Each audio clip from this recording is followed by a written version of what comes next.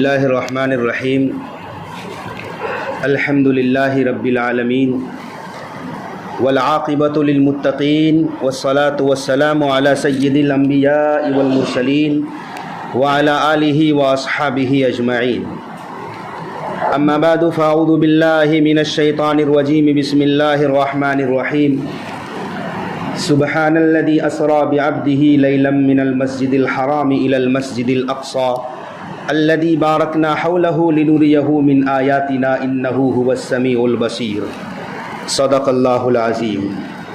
معزز و مکرم سامعین کرام، ہمارے پیارے رسول صلی اللہ علیہ وآلہ وسلم کا ایک پیارا سا معجزہ ہے معراج۔ یوں تو اللہ تعالیٰ نے تقریباً ہر نبی کو کچھ نہ کچھ معجزات دیے ہیں، حالات کے اعتبار سے، وقت کی ضرورت کے اعتبار سے۔ جیسا کہ سیدنا موسیٰ علیہ السلام کے دور میں جادوگروں کا عام چلن تھا، جادوگری بام عروج پر تھی، تو اللہ تعالیٰ نے اسی نوعیت کا معجزہ دے کر سیدنا موسیٰ علیہ السلام کو بھیجا کہ تمام جادوگروں نے فرعون کے حکم سے اپنا اپنا کرتب دکھلایا، اور موسیٰ علیہ السلام نے بھی اپنا معجزہ دکھلایا اللہ کے حکم سے کہ اپنی لاٹھی کو زمین پر رکھا تو بڑا اژدہا بن گیا اور فرعونیوں کے جادوگروں کے تمام سانپوں کو نگل لیا۔ اسی طرح عیسیٰ علیہ السلام کے دور میں حکیموں کا راج تھا، علم طب یہ عروج پر پہنچ چکا تھا، ہر مرض کا علاج سیکنڈوں میں کیا جاتا تھا۔ عیسیٰ علیہ السلام کو اللہ نے اسی نوعیت کا معجزہ دیا۔ کیسا معجزہ تھا کہ سارے حکما، سارے ڈاکٹر، علاج کرنے والے معالجین دم بخود رہ گئے۔ عیسیٰ علیہ السلام نے پیدائشی نابینا کی آنکھوں پر ہاتھ پھیرا تو نابینا بینا ہو گیا۔ مردے سے بات کرتے تھے عیسیٰ علیہ السلام، مردے زندہ ہو جاتے تھے۔ عیسیٰ علیہ السلام کہتے قم باذن اللہ، اللہ کے حکم سے کھڑے ہو جاؤ، قبر سے مردے ظاہر ہو جاتے تھے۔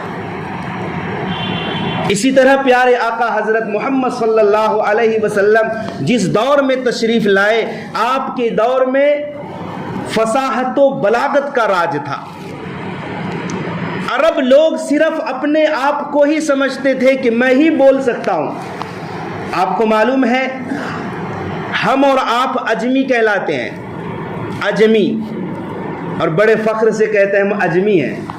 معلوم ہے اجمی کی معنی گونگا ہے، ہم سب کہتے ہیں ہم لوگ گونگے ہیں۔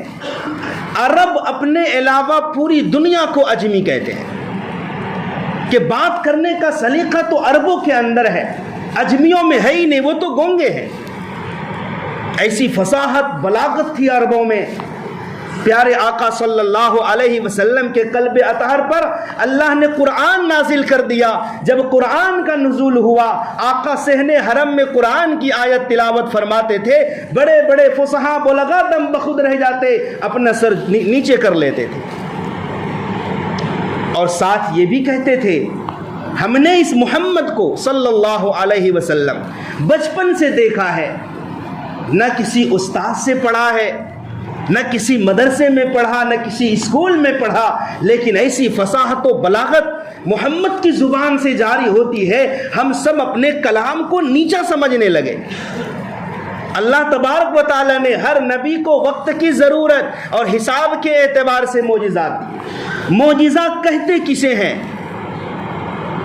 معجزہ کا مطلب ہوتا ہے ایسی شے، ایسا کام، انہونی کام، انہونی چیز کا ہو جانا جس کے کرنے سے تمام انسان عاجز ہو جائے۔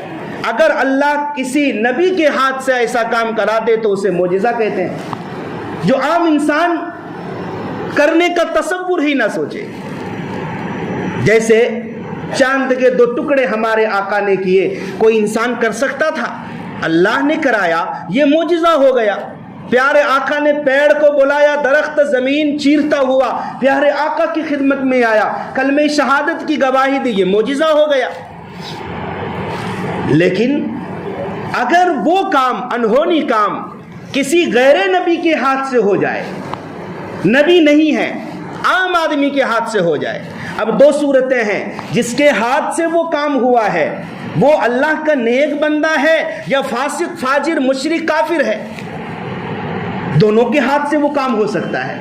مثلاً ایسا ہاتھ بڑھائے تو اس کے ہاتھ میں کوئی عجیب چیز ظاہر ہو جائے، امریکہ کی مٹھائی آ جائے یا مان لو اور کچھ ہو جائے، تو ہم دیکھیں گے کہ یہ شخص نیک صالح ہے، پرہیزگار شخص ہے، نمازی ہے یا فاسق و فاجر ہے۔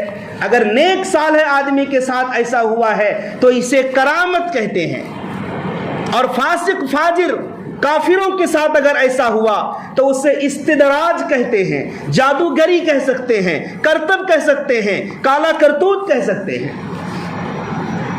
اسی طرح نبی نے جب تک اعلان نبوت نہیں کیا ہے، نبی کے بچپن میں ہی ایسے حالات آ گئے تو اسے ارہاس کہا جاتا ہے، اور اعلان نبوت کے بعد ایسا کام ہوا ہے تو اسے معجزہ کہا جاتا ہے۔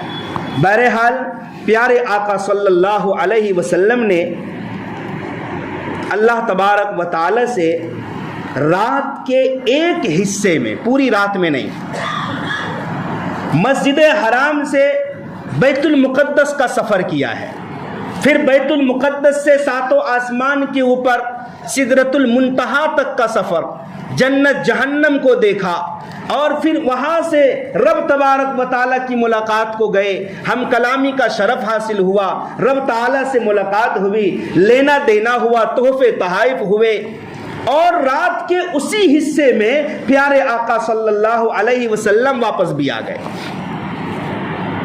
دیکھو مسجد حرام جو مکۃ المکرمہ میں ہے، وہاں سے مسجد اقصیٰ جو فلسطین کے اندر ہے، شام کے اندر ہے، اتنا سفر یہ اسرا کہا جاتا ہے، اور بیت المقدس سے آسمان کا جو سفر ہوا یہ معراج کہا جاتا ہے۔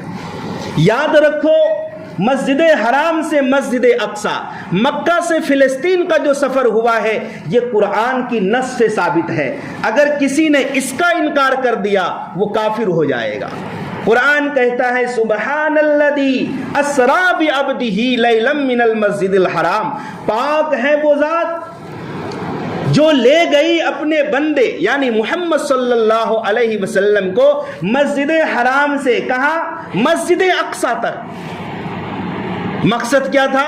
لنریہ من آیاتنا، اس سفر کا مقصد یہ تھا کہ ہم اپنے محبوب صلی اللہ علیہ وسلم کو اپنی کچھ خاص نشانیاں دکھلائیں۔ اس کا آغاز اس طرح سے بھی ہوا، پیارے آقا صلی اللہ علیہ وسلم ایک دن دشمنوں کی طرف سے پہنچنے والی ایذاؤں، تکلیفوں، پریشانیوں سے دوچار تھے۔ اپنی چچا زاد بہن ام ہانی رضی اللہ تعالی عنہا کے گھر پر پیارے آقا صلی اللہ علیہ وسلم نماز مغرب پڑھ کر آرام فرما رہے ہیں۔ یاد رہے معراج میں 5 نمازیں فرض ہوئی ہیں، لیکن معراج کے واقعے سے پہلے پیارے آقا صلی اللہ علیہ وسلم 2 وقت کی نماز پڑھتے تھے، مغرب کی نماز اور صبح فجر کی نماز پڑھتے تھے، اور یہ آپ کے اوپر فرض تھی۔ نوعیت کیا تھی یہ اللہ کو معلوم ہے، لیکن 2 وقت کی نماز پڑھتے تھے۔ تو مغرب کی نماز پڑھ کر پیارے آقا پریشان، تھکے ہارے ام ہانی کے گھر پہ آرام فرما رہے تھے، اور حالت یہ تھی آدھا جاگ رہے تھے، آدھا سو رہے تھے۔ اسی اثنا میں دیکھا کہ چھت پھٹی اور جبریل امین علیہ الصلوۃ والسلام نازل ہوئے، گھر کے اندر داخل ہوئے۔ دروازے سے اس لیے داخل نہیں ہوئے، اشارہ تھا کہ آج کچھ ایسا ہونے والا ہے جو اس سے پہلے کبھی نہیں ہوا تھا، ورنہ نارملی لوگ دروازے سے داخل ہوتے ہیں، اس طرح چھت پھاڑ کے کوئی نہیں آتا۔ جبریل علیہ السلام آئے، جبریل کے ساتھ اور بھی فرشتے تھے، لیکن جو فرشتوں کا سردار ہے، جو ٹیم کا جو رہبر ہوتا ہے، نام اسی کا لیا جاتا ہے اور لوگوں کو چھوڑ دیا جاتا ہے. تو یہاں جبریل اور میکائیل علیہ السلام کا نام بطور خاص لیا گیا. گویا کہ آسمانوں سے اللہ تعالیٰ نے بارات بھیج دیا, جاؤ معراج کے دولہے کو لے کر آؤ, پیارے آقا صلی اللہ علیہ وسلم کو لے کر آؤ. دیکھو موسیٰ علیہ السلام اللہ کے برگزیدہ نبی ہیں. ساری زندگی جب بھی اللہ نے موسیٰ سے بات کی علیہ السلام, چھپ کر بات کی, پردے میں بات کی, ڈائریکٹ بات کی ہے موسیٰ علیہ السلام سے. 1.25 لاکھ انبیاء کی فہرست میں ایک موسیٰ علیہ السلام ہی ہے جن سے اللہ تعالیٰ نے ڈائریکٹ بغیر واسطے کے بات کی ہے. کسی کے ذریعے سے نہیں, ترجمان کے ذریعے سے نہیں, فرشتوں کے ذریعے سے نہیں, ڈائریکٹ کوہ طور پہ اللہ تبارک و تعالی موسیٰ سے ہم کلام ہوتے تھے. ادھر سے اللہ بولتے, ادھر سے موسیٰ علیہ السلام جواب دیتے تھے. یہ موسیٰ علیہ السلام کی شرف کی بات ہے. لیکن بات کرنے میں اتنا مزہ آتا تھا, اتنا لطف تھا, اتنی شیرینی تھی, ایسی حلاوت تھی کہ موسیٰ علیہ السلام آگے بڑھنا چاہتے تھے. کہا اے اللہ, ارادہ ہے, نیت ہے, تمنا ہے کہ میں آپ کو ایک بار دیکھ لوں. ربی ارنی انظر الیک, پروردگار عالم میں آپ کو دیکھنا چاہتا ہوں. بات کرنے سے صبر نہیں ہوتا, صبر تو تب ہوگا کہ بات بھی آپ کریں اور آپ کو میں دیکھ لوں. زندگی میں کبھی رب نے دکھایا نہیں. کہا موسیٰ لن ترانی, مجھے نہیں دیکھ سکتے, ہرگز نہیں دیکھ سکتے. موسیٰ علیہ السلام پھر اصرار کرتے, اللہ ایک بار جلوہ دکھا دے.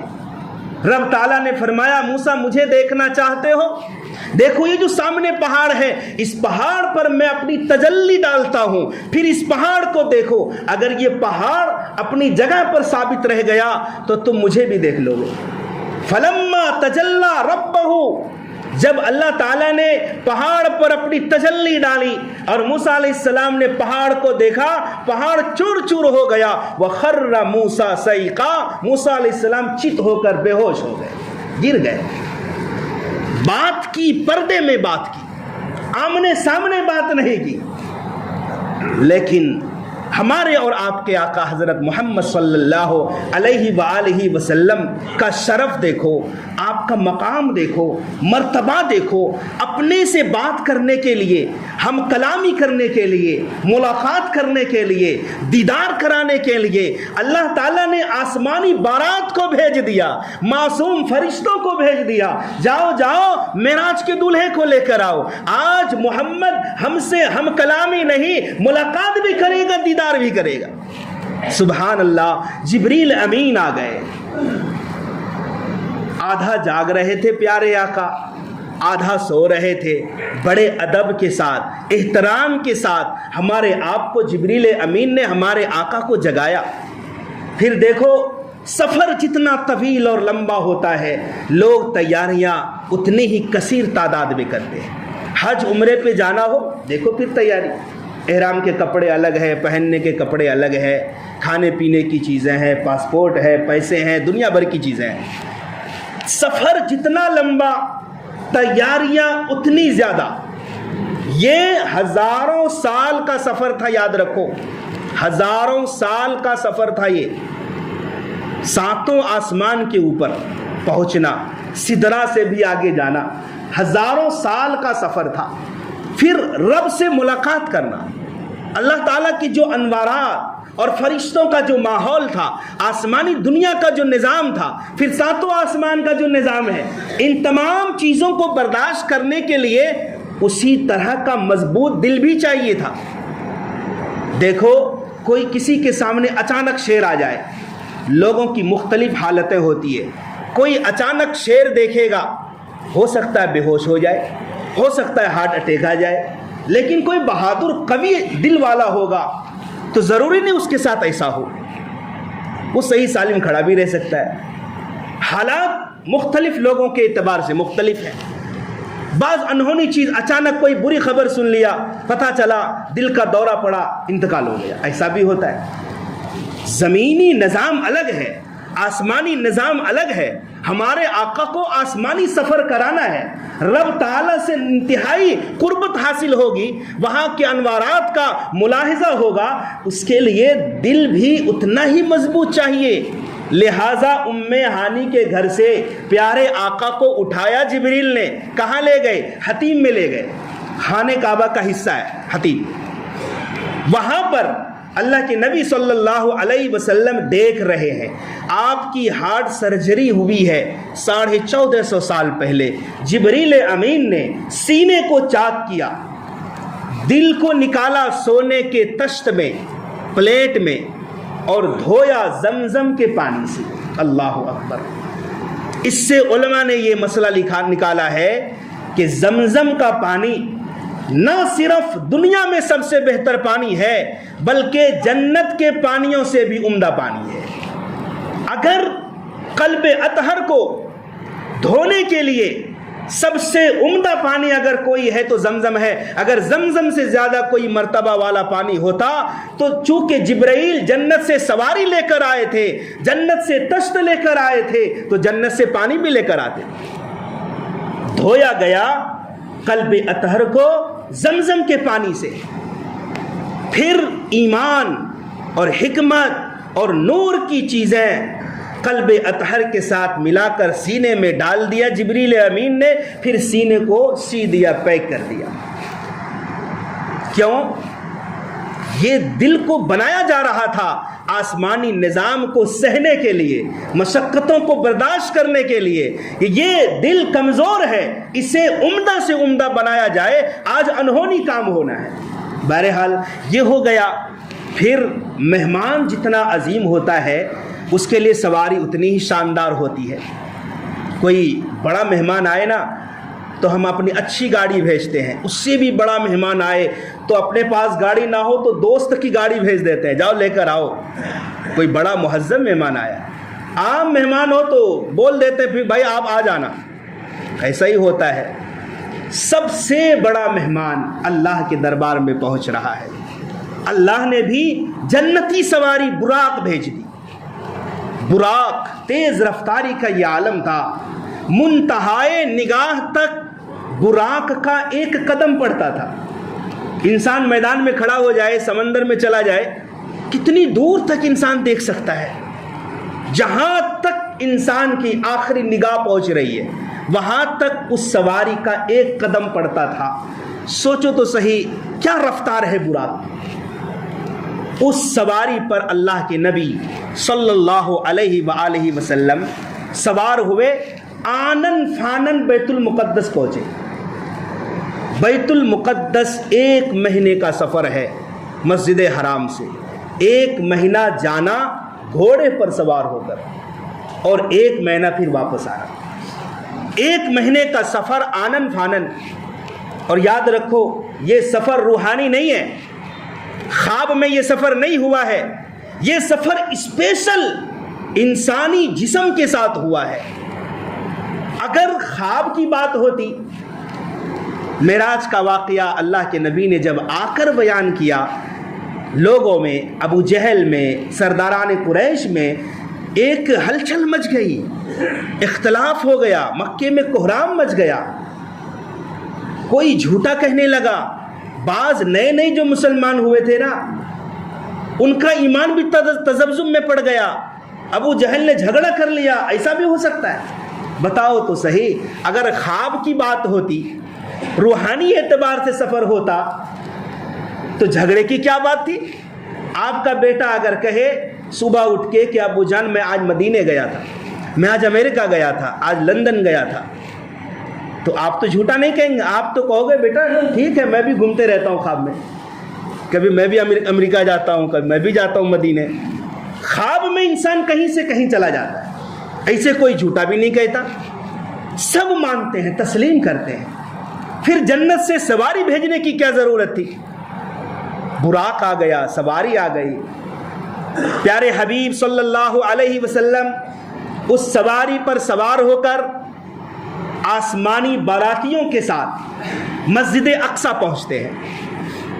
اللہ اکبر. مسجد اقصی میں پیارے آقا نے جب قدم مبارک رکھا وہاں کا منظر ہی کچھ اور تھا. براق کو باندھ دیا گیا ایک پتھر میں, ایک پتھر کے ستون سے, اس میں ایک ہول تھا, ایک سوراخ تھا. آقا کے اس واقعے سے پہلے تک اس جگہ کا نام باب محمد تھا. یعنی پچھلی قوموں کی جو راہب لوگ گزرے ہیں انہیں یہ معلوم تھا کہ یہاں پر محمد صلی اللہ علیہ وسلم ایک نہ ایک دن ضرور آئیں گے. سارے انبیاء نبی کے استقبال میں, آدم علیہ السلام سے لے کر عیسیٰ علیہ السلام تک 1,24,000 انبیاء پیارے حبیب صلی اللہ علیہ وسلم کے انتظار میں. اچانک مؤذن نے اذان کہی, صف لگ گئی. صفوں میں کون ہے؟ انبیاء ہیں. مسجد اقصی کے اندر ایک بات ایسی ہو گئی ہے نہ اس سے پہلے ہوئی نہ اس کے بعد کبھی ہو. مسجد اقصی میں ایسی نماز ہو گئی ہے, ایسی نماز ہو گئی, نہ اس سے پہلے ویسی نماز کبھی ہوئی نہ اس کے بعد کبھی ہوگی, کہ مسجد اقصی میں 1.25 انبیاء ایک ساتھ نماز ادا کی جماعت کے ساتھ. 1.25 انبیاء نے آدم علیہ السلام سے لے کر حضرت محمد صلی اللہ علیہ وسلم تک ایک ساتھ اکٹھے جماعت کے ساتھ نماز پڑھی اس ٹیم نے. نہ اس سے پہلے کبھی ایسی نماز ہوئی نہ اس کے بعد کبھی ہوئی. صفحہ درست ہو گئی. جبریل امین نے اقامت بھی کہہ ڈالی. ہر نبی منتظر کہ آگے مصلی پر کون جائے, آج امامت کون کرائے گا. جبریل امین نے پیارے آقا صلی اللہ علیہ وآلہ وسلم کا مبارک ہاتھ پکڑا اور آگے بڑھا دیا. یا رسول اللہ, آج سے آپ امام ہی نہیں امام الانبیاء بھی ہیں. بولو سبحان اللہ. نبیوں کے بھی امام ہیں, 1.25 انبیاء کے امام بن گئے آپ. اسی لیے تو ہم اپنے آقا حضرت محمد صلی اللہ علیہ وسلم کو جو لقب دیتے ہیں وہ امام الانبیاء ہے, تمام انبیاء کے امام ہیں آپ. حضرات وقت نہیں ہے, انشاءاللہ آئندہ جمعہ بھی آپ حضرات معراج کے ہی عنوان پر گفتگو سماعت فرمائیں گے. سنتوں سے فارغ ہو جائے.